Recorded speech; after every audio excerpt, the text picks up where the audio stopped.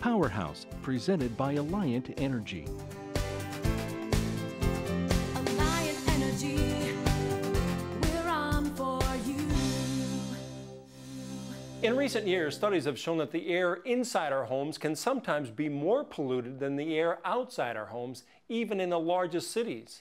And when you consider that we spend on average almost 90% of our time indoors, the health risks that are possible shouldn't be ignored. Now, one common problem to consider in both old and new homes is mold. And here to clear the air on mold is Joel Coffrin. He's an environmental engineer with KD3 Environmental.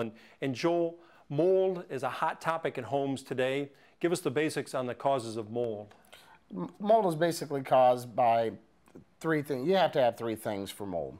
You have to have a moisture source, a food source, and light and oxygen. Now, food source, we're not just thinking, that left out food, right? No. Food source being an organic material or your carpet, paint, drywall, paper, wood, those type of materials. I mean, paint on the wall could be a food source for that you're talking about.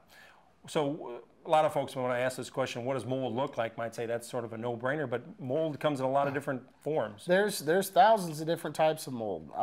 They have different shapes, colors, sizes, and you should be able to tell. It looks basically the same as if you pull out a piece of cheese that's been in your refrigerator too long or a piece of bread that's been in a bag too long on top. Okay, maybe another misperception out there is that mold is only found in old homes, but you can find mold in newer homes.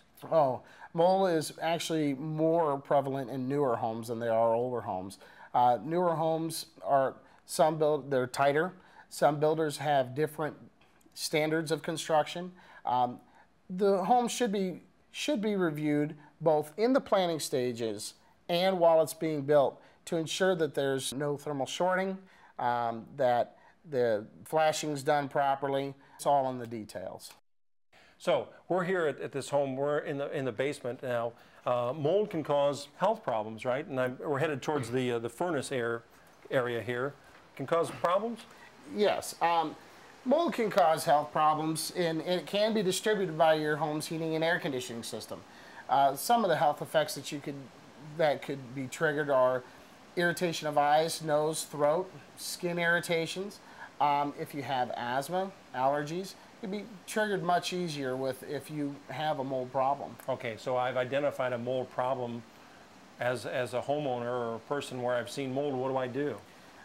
First of all, you got to stop the moisture.